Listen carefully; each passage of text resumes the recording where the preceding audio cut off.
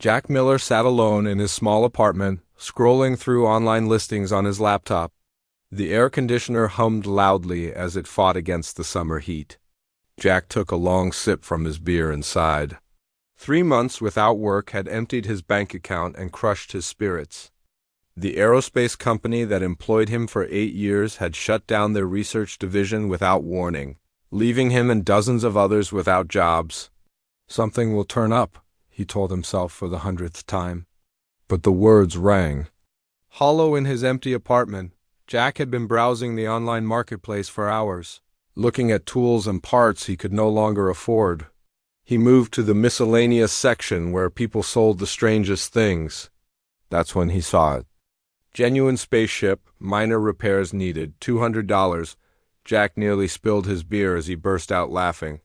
The listing showed one blurry photo of what looked like a dented metal pod covered with an old blue tarp. The seller, listed only as Greg, lived about 30 minutes away.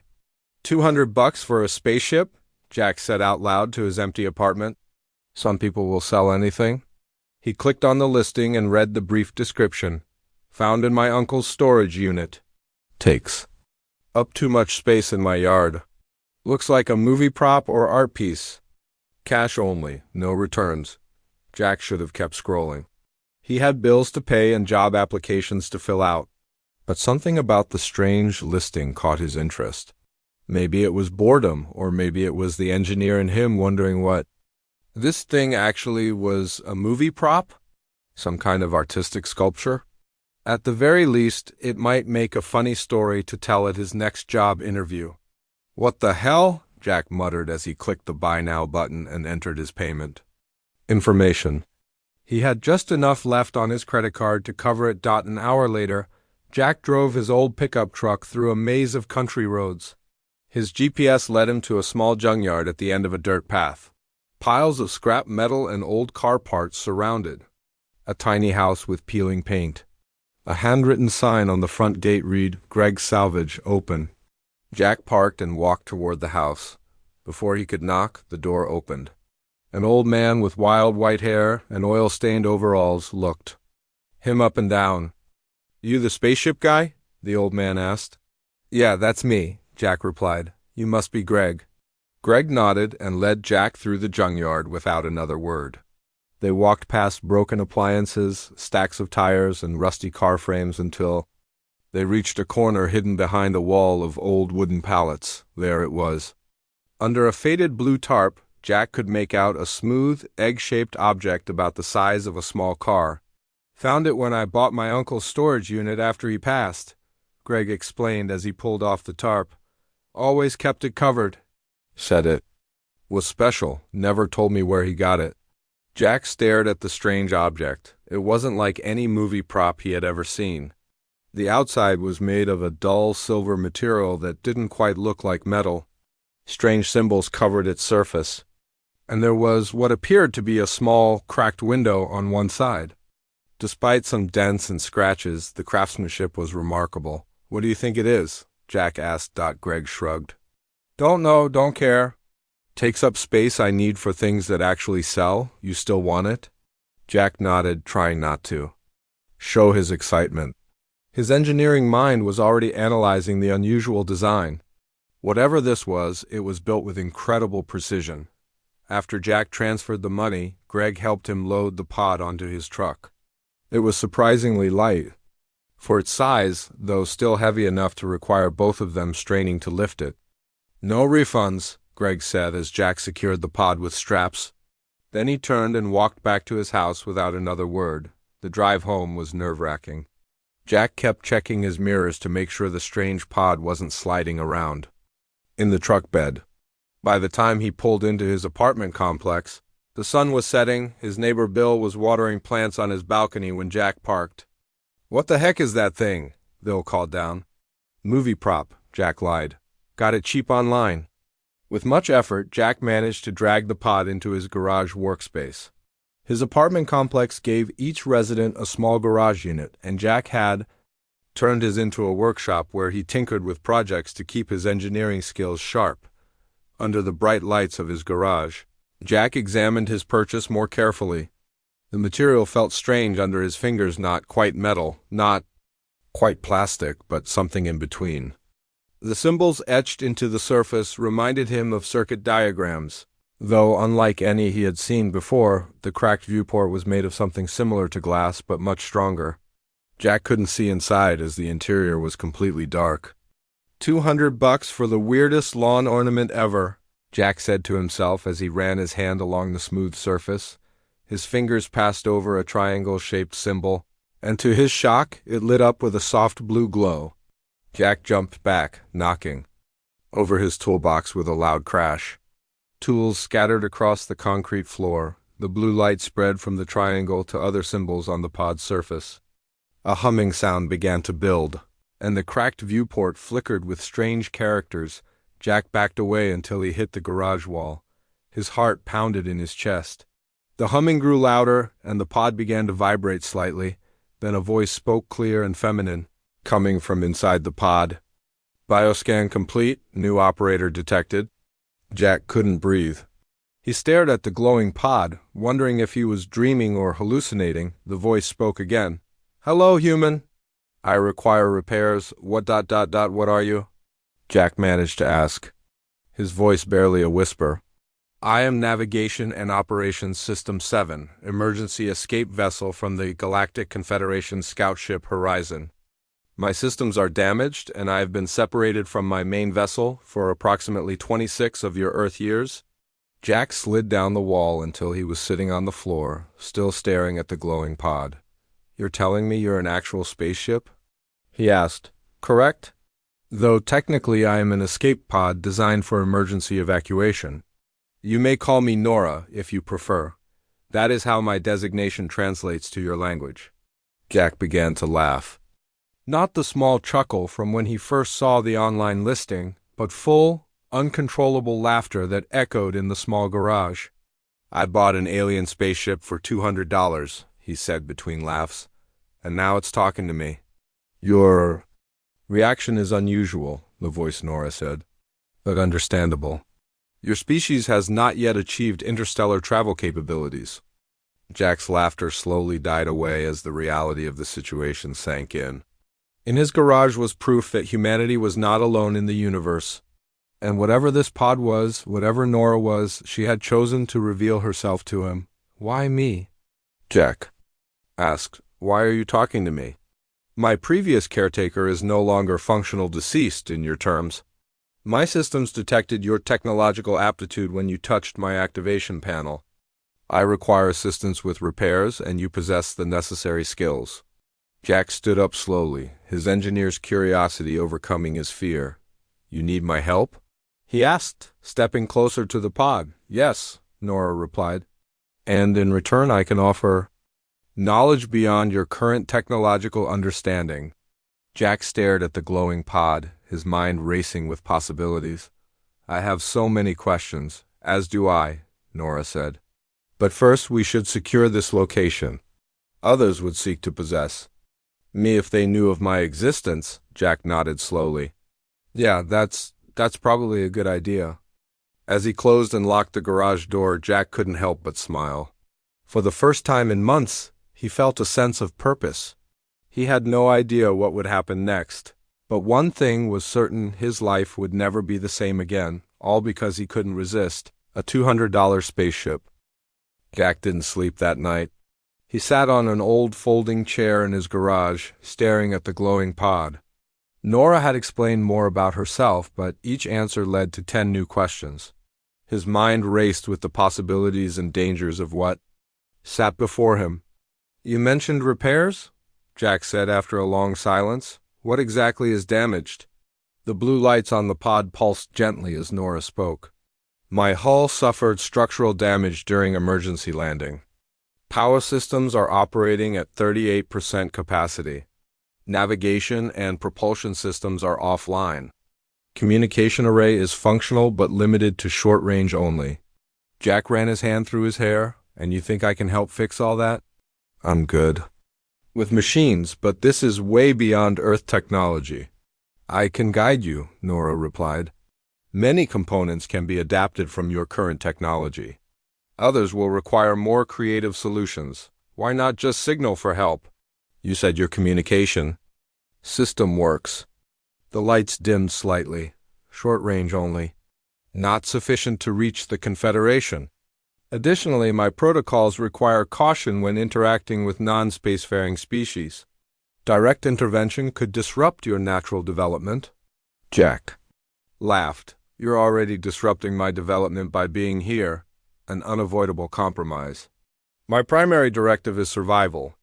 As dawn broke, Jack covered the pod with a tarp and went inside his apartment to shower and change. His mind kept returning to the alien technology in his garage. With his background in aerospace engineering, he understood enough to be amazed by what little Nora had explained so far. The materials, the power source, the artificial intelligence, it was centuries beyond anything humans had developed. After a quick breakfast, Jack made a list of basic tools and electronics he would need. He called his old college roommate, Sam Porter, who now owned an electronics supply store. Sam, it's Jack. I need some specialized components for a personal project. Sam's voice was cheerful on the phone. Hey, stranger. What are you building? Now, Jack hesitated. It's complicated. I'll explain when I see you. Do you still have that back room of weird stuff nobody buys? The island of misfit electronics? Sure do. Come by any time. An hour later, Jack stood in the cluttered back room of Porter's Electronics. Sam watched with growing curiosity as Jack picked through bins of circuit boards, power converters, and various electronic components. So what's this mystery project? Sam asked, leaning against a shelf. Jack had prepared his answer. Building a satellite prototype. Might help me land a new job if I can show them something impressive. Sam nodded, not entirely convinced. Must be some satellite. These components don't usually go together. Experimenting with a new design, Jack said, adding more items to his basket. How much for all this? Sam looked at the pile of electronics. For you? 300. Friends and family discount. Jack winced. That would nearly max out his credit card, but what choice did he have? Deal. Back in his garage, Jack set up a workbench next to the pod and arranged his new supplies. Nora had extended a small panel from her hull, revealing what looked like connection ports. These will allow me to interface with your devices, she explained. We should begin with power system repairs. For the next several hours, Jack worked under Nora's guidance. She projected diagrams onto her viewport showing him exactly what to connect and how to modify the Earth technology to make it compatible. Jack was surprised at how quickly he grasped the alien engineering concepts. You're a natural, Jack, Nora said as he successfully completed a power coupling. Your understanding of physics is advanced for your species. Jack smiled at the compliment. I was top of my class in engineering school, but this is like being a caveman trying to repair a smartphone. Yet you are succeeding. My power levels have increased to 52%. As evening approached, Jack sat back and wiped sweat from his forehead. They had made good progress, but there was still much to do. He was about to suggest a break when his phone rang. The caller ID showed Orbital Industries, his former employer. Jack answered quickly. Hello, Jack? It's Lover Bennett from HR. How have you been? Jack's heart raced. Lavra had been the one who handed him his termination papers 3 months ago. I single quotes M. Managing. What can I do for you? I'm not with Orbital anymore, Lavra said, her voice lowered. I've joined a new company called Quantum Frontier. We're looking for aerospace engineers with your qualifications. Very competitive. Salary? Are you interested? Jack glanced at the alien pod. Maybe. What kind of work? I can't say much over the phone. It's classified research. Can you meet me for coffee tomorrow? Say 10 a.m. at the bean counter downtown? Sure, Jack said, curiosity piqued. I'll be there. After hanging up, Jack turned to Nora. That was strange. My old HR rep offering me a job at some classified research company. Nora's lights flickered rapidly, a pattern Jack had come to recognize as her processing information. Quantum Frontier. I am detecting unusual energy patterns 87 miles northwest of our location, similar to Confederation technology. Jack froze. What are you saying? I'm not the only escape pod on your planet, Jack. Others from the horizon also made emergency landings. I detect at least one active pod in that direction. Jack's mind raced. And you think this company might have found one of them? The energy signature is consistent with Confederation technology being activated in controlled sequences. Testing. Perhaps. Jack paced around the garage. If another pod had been found, if it was being studied by a private company with government connections, this was bigger than he had imagined. I need to meet with Lava, he said finally. Find out what she knows. Caution is advised, Nora warned.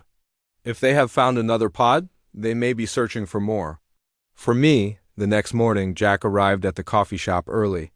He chose a table in the corner where he could watch the door. At exactly 10 a.m., Lavra walked in. She looked different from when Jack had last seen her, more tense, constantly glancing over her shoulder as she ordered her coffee. Thanks for coming, she said as she sat down across from him. How's the job search been? Slow, Jack admitted. Now tell me about this position? Lavra leaned forward, lowering her voice. Quantum Frontier is a private research company working on next-generation propulsion systems. They have government contracts, military connections. The pay is 3 times what you made at Orbital. Sounds too good to be true, Jack said carefully. What's the catch? Lavra hesitated. The work is ... unusual. Last month they brought in something strange. Some kind of technology I've never seen before. Security tripled overnight. They're looking for engineers who can think outside the box, who can work with unfamiliar concepts. Jack's pulse quickened. Where did this technology come from? I don't know exactly. There are rumors ... She glanced around the coffee shop. Some say it wasn't made on Earth. Jack took a sip of his coffee to hide his reaction. You believe that? I've seen enough to know something weird is happening. That's why I thought of you.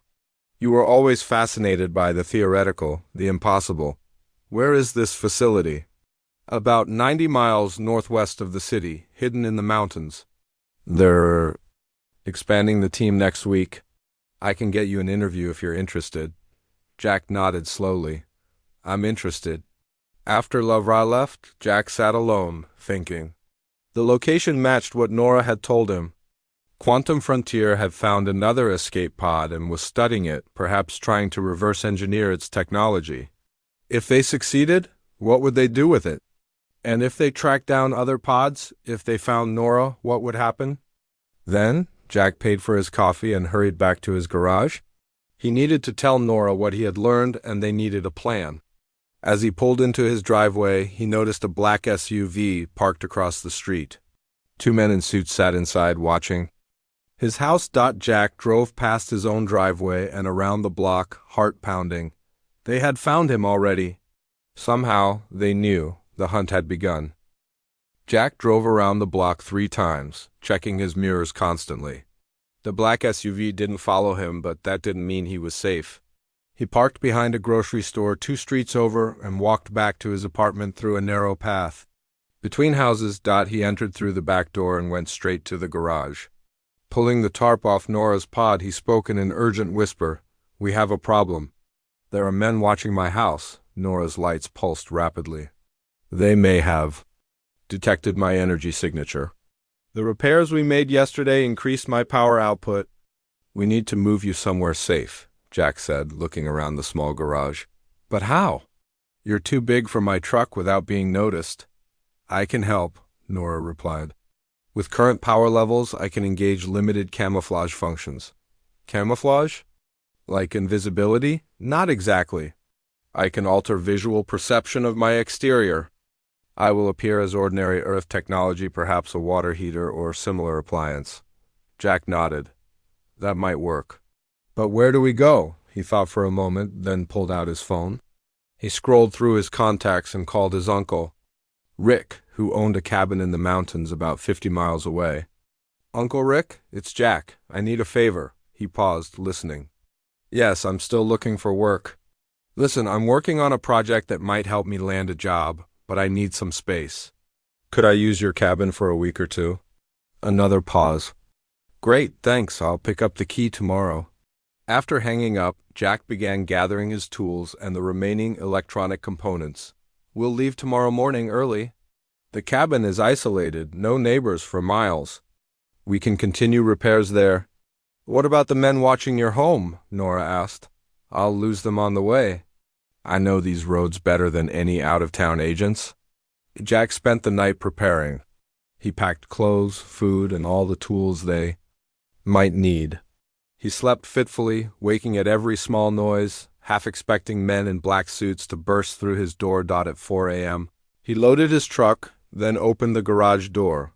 Nora had activated her camouflage system and now appeared to be an old water heater. Only the faintest blue glow around the bottom edge revealed her true nature. Ready? Jack asked. Ready, Nora confirmed, her voice now coming through Jack's phone to avoid detection. Jack carefully loaded the disguised pod into his truck and covered it with a tarp. As he pulled out of his driveway, he saw the black SUV still parked down the street. The men inside appeared to be sleeping. Jack drove in the opposite direction, taking back roads out of the city. By sunrise, they were deep in the mountains. The roads became rougher, turning from pavement to gravel to dirt. Jack's truck bounced along, kicking up dust clouds behind them. No one had followed. Uncle Rick's cabin was small but sturdy, nestled in a clearing surrounded by pine trees. Stream ran nearby, providing fresh water. Solar panels on the roof meant they had electricity, though limited. Jack unloaded Nora into the cabin's basement, which was little more than a root cellar with a dirt floor. Once inside, Nora deactivated, her camouflage revealing her true form again. We should be safe here, Jack said, setting up a workbench with the tools he had brought. At least for a while. I can extend my sensors to detect approaching vehicles, Nora offered. It will give us warning if they find us. For the next 3 days, Jack and Nora worked continuously on repairs. With each fix, more of Nora's systems came online. Her hull began to heal itself, the cracks slowly closing. The viewport cleared, showing complex displays of alien text and diagrams. As they worked, Nora shared more about her origins. The Galactic Confederation was an alliance of spacefaring species from thousands of worlds. They had been observing Earth for centuries, watching humanity's development without interfering. The Horizon was on a routine survey mission, Nora explained, as Jack repaired a circuit board. We maintain monitoring stations in your solar system, collecting data on your civilization's progress. Why not just say hello? Jack asked, carefully soldering a connection. Confederation protocols are strict about contact with pre-spacefaring species. Direct interaction could disrupt your natural development or cause cultural shock. Like finding a $200 alien spaceship on an online marketplace? Jack said with a smile. An unfortunate breach of protocol, yes, but necessary for my survival. On the 4th day, as Jack was repairing Nora's navigation system, his phone rang. It was Lavra. Jack, where are you? Men came to your apartment looking for you. Jack's heart raced. What did you tell them? Nothing. I don't know where you are. She paused. But Jack, they showed me your purchase history, a $200 spaceship. What have you gotten yourself into? It's complicated, Jack said. What do these men want? They work for Quantum Frontier. They're looking for technology similar to what we have. They're very interested in finding you, Jack thought quickly. Lavra, I need information. What exactly are they doing with the technology they found? There was a long silence. I shouldn't tell you this, Lavara finally said, but I don't like what's happening. They're weaponizing it, Jack. The technology has some kind of advanced energy system. They're trying to turn it into a weapon. Jack looked at Nora's pod. That's not what it's meant for. I know, Lavara whispered. That's why I'm calling. Be careful, Jack. These people are dangerous. She hung up. Jack put down his phone and turned to Nora. They're trying to turn one of your kind into a weapon. Nora's lights dimmed. This is concerning. Confederation technology in human military hands could have devastating consequences. For both our species, we need to stop them, Jack said. But how? It's just the two of us against a whole company with Government connections. Not quite, Nora replied. My communication array is now at 78% functionality. I may be able to contact the pod they have captured. You can talk to other pods? Yes, all escape vessels have emergency communication protocols.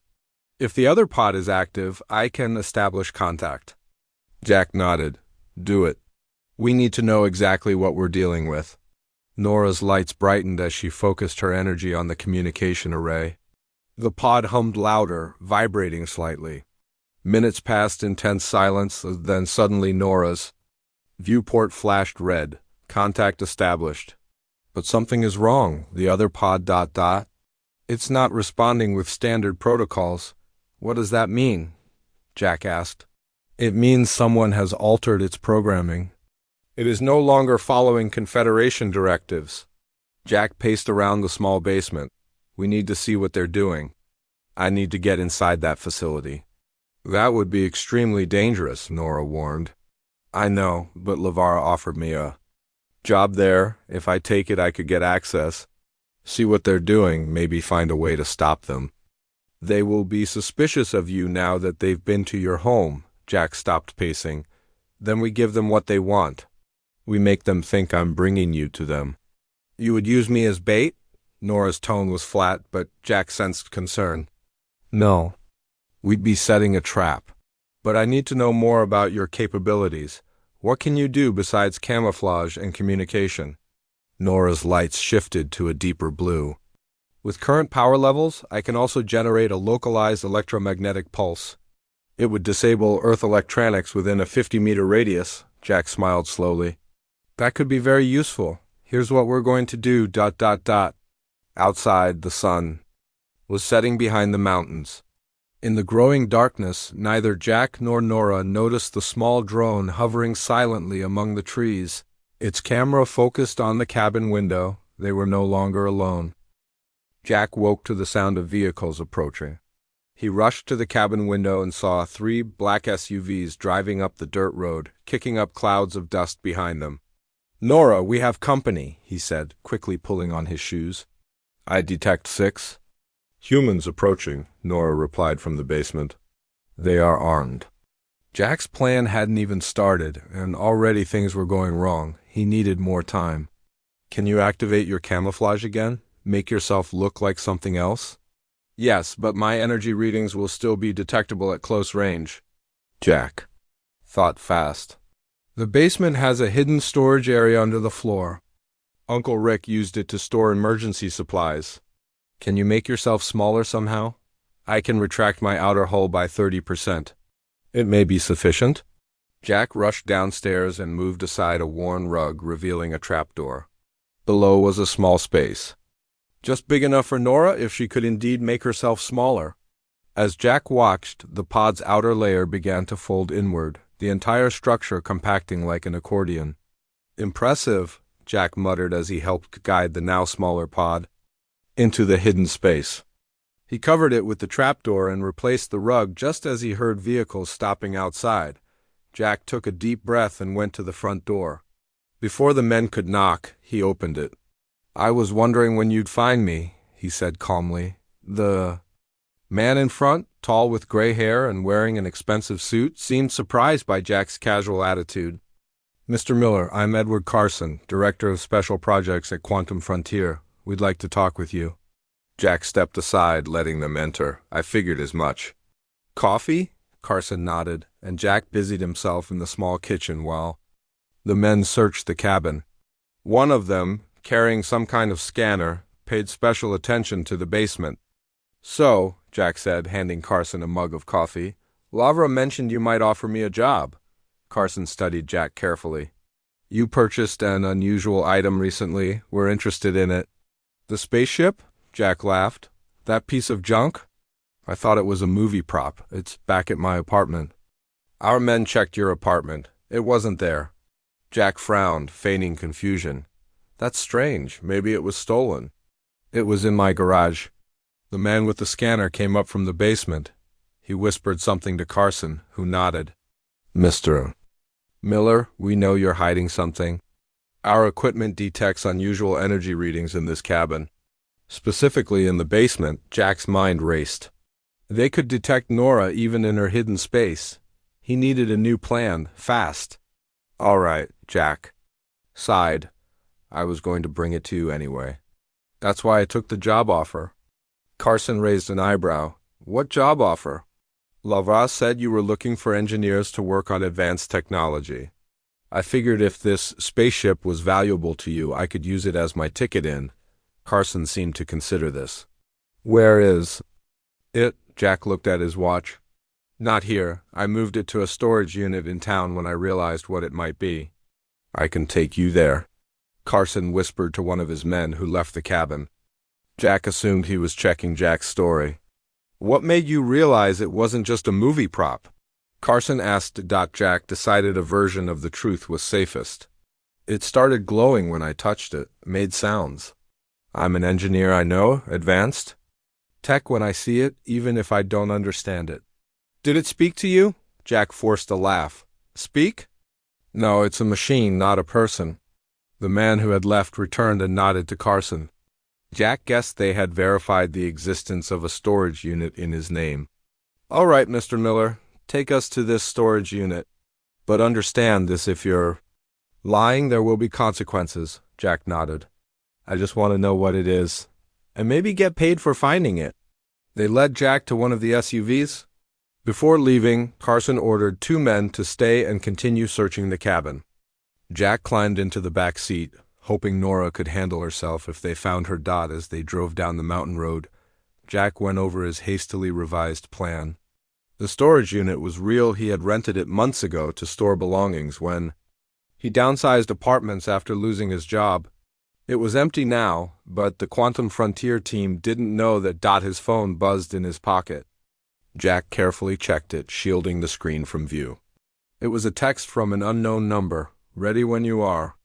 Jack smiled slightly. Nora had managed to connect to his phone remotely. That meant her systems were functioning better than he had hoped. Something amusing?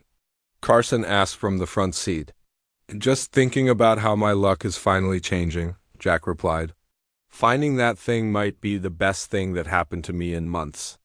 The drive to the storage facility took nearly an hour. When they arrived, Jack led them to Unit 23, unlocked it, and rolled up the door. As expected, it was empty except for a few old boxes. What is this? Carson demanded, his hand moving toward his jacket. Jack suspected he was reaching for a gun. Wait, Jack said calmly, checking his watch again. It should be here any minute. Carson grabbed Jack's collar. You're playing games, Mr. Miller? We don't like games. Just then, a delivery truck pulled into the facility. The driver, a bored-looking young man, approached with a clipboard. Delivery for Jack Miller? Jack smiled at Carson. See? I arranged for it to be moved safely. Carson released Jack, but kept watching him suspiciously. The delivery man unloaded a large object covered in moving blankets. Once he had Jack's signature, he left quickly. Jack pulled back the blankets, revealing what appeared to be Nora's pod. Carson's eyes widened. How did you ... double quotes he began, then stopped as he examined it more closely. This isn't the same one, Jack pretended to be confused. What do you mean? Of course it is. Carson pulled out a device similar to the scanner his men had used. He pointed it at the pod. No energy signature? This is a fake? Jack's confusion was genuine this time. This wasn't part of the plan. The pod was supposed to be Nora, using her camouflage abilities to appear dormant until they reached the Quantum Frontier facility, before Jack could respond. The pod's surface rippled. Carson and his men stepped back, drawing their weapons. The pod changed shape, stretching upward into a humanoid form. It wasn't Nora at all. Hello, Jack Miller, the form said in a deep, masculine voice. I am Tactical and Reconnaissance System.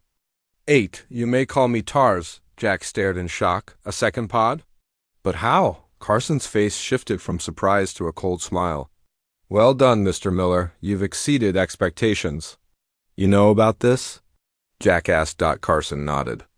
We've been working with TARS for months. He told us there were others like him. We've been searching for them, for Nora, specifically. Jack felt sick. He had walked right into a trap, and worse, he had left Nora alone at the cabin with Carson's men. Now, Carson said, his gun pointed at Jack, you're going to tell us exactly where Nora is. And then you're going to help us complete our project. And if I refuse? Jack asked, though he already knew the answer. Carson's smile widened. Then we'll find her anyway, and you won't be around to see what happens next. The humanoid form of Tars watched impassively, its featureless face showing no emotion. Jack realized with horror that he wasn't just fighting Quantum Frontier now, he was caught between two alien entities with their own agendas, and Nora was alone. In danger because he had trusted the wrong pod. Jack's mind raced as Carson and his men forced him into the SUV. Tars had returned to pod form and was being loaded into a special container in another vehicle. They were taking him to the Quantum Frontier facility, and Jack knew his chances of escape were slim. His phone buzzed again in his pocket. Carefully, making sure no one noticed, Jack glanced at the screen. Another message from the unknown number. Tracking your location. Stay calm. Nora was still free and following him somehow.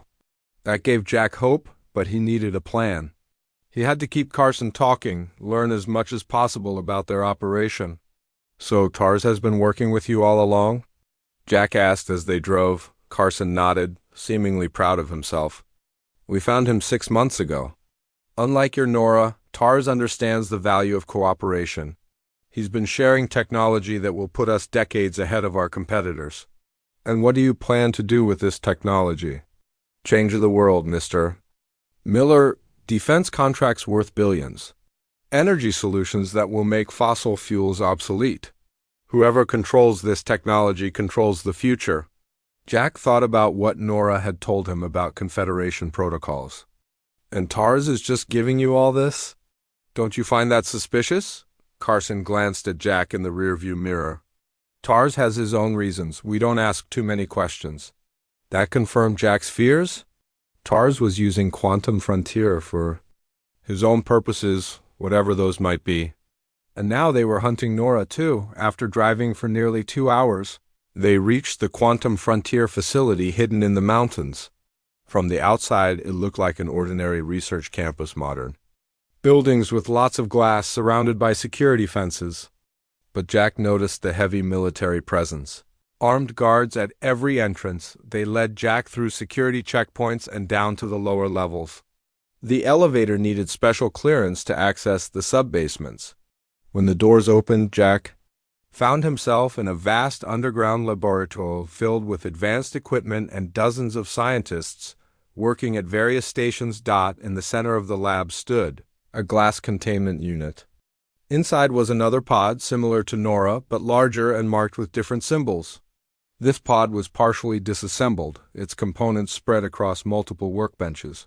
Our first find, Carson explained, following Jack's gaze. Unfortunately damaged beyond repair during extraction.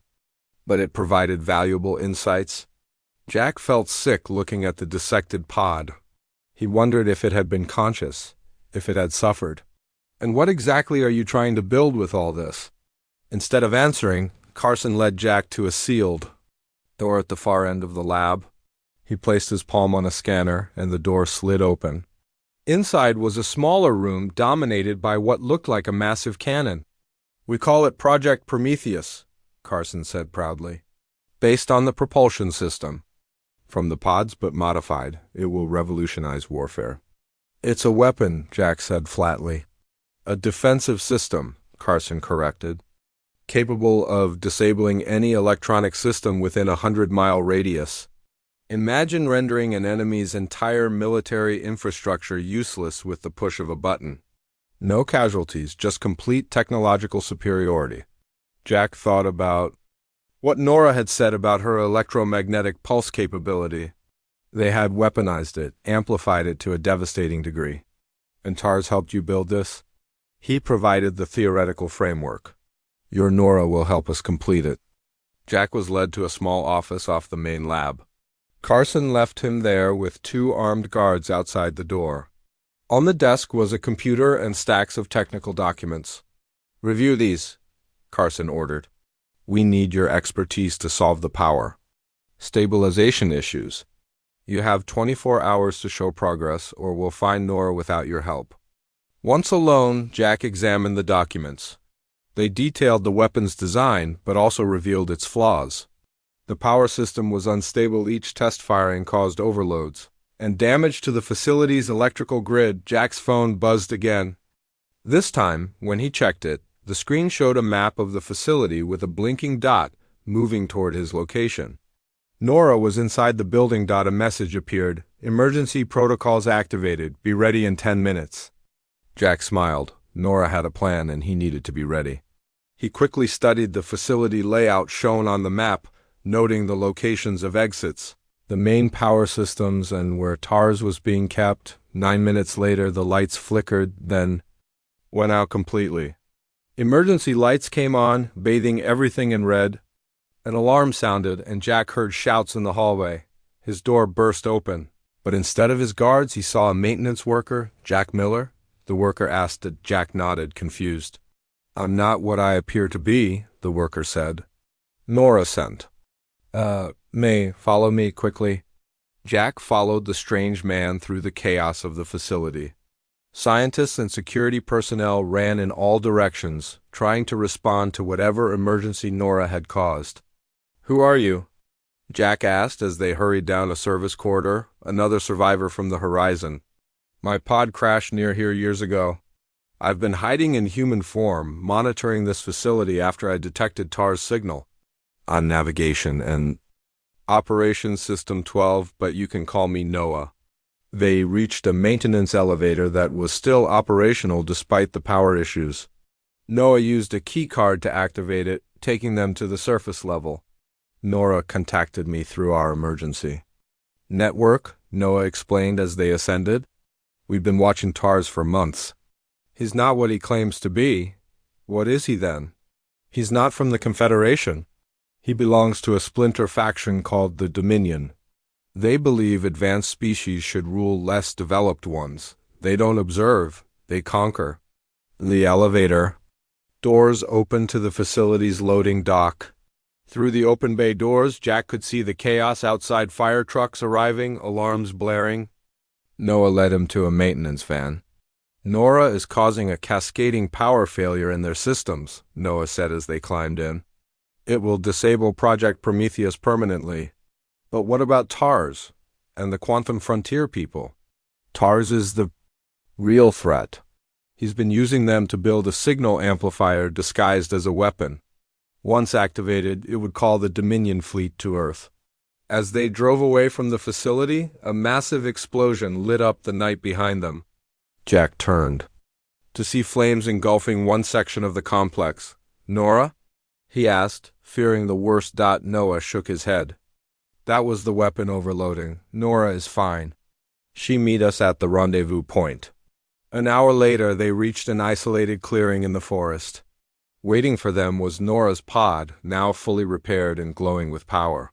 Jack? Nora's voice came from the pod as he approached. I'm glad you're safe. Thanks to you and your friend, Jack said, smiling with relief. But what happens now? TARS is still out there, and Quantum Frontier knows about both of you. The Confederation has been alerted, Noah said. A recovery team is on the way. They'll deal with TARS and any technology that remains. And what about me? Jack asked. I know too much, don't I? Nora's pod opened, revealing a cockpit inside. You have a choice, Jack Miller. Stay here and we'll ensure your safety from those who might come looking for you. Or come with us. Come with you. To space? To meet the Confederation? Your world will know about us eventually, Noah said. But not like this, not through conflict and weapons. When the time is right, proper first contact will happen. Until then, we could use someone who understands humans. Someone who sees value in a $200 spaceship. Jack looked at the open pod, then back at the distant glow of the burning facility. His old life was gone, but a new one he could never have imagined was opening before him. Well, he said, stepping toward Nora's pod, I always wanted to see the stars up close. As Jack settled into the cockpit, Nora's voice was warm. Welcome aboard, Jack Miller. Our journey is just beginning. The pod's door closed, and the clearing filled with soft blue light as both pods rose silently into the night sky, leaving Earth and its complications behind. Jack's last thought before they accelerated beyond the atmosphere was how differently things might have turned out. If he hadn't been scrolling through online listings that day, if he hadn't laughed at a $200 spaceship. Sometimes, the most incredible journeys begin with a laugh.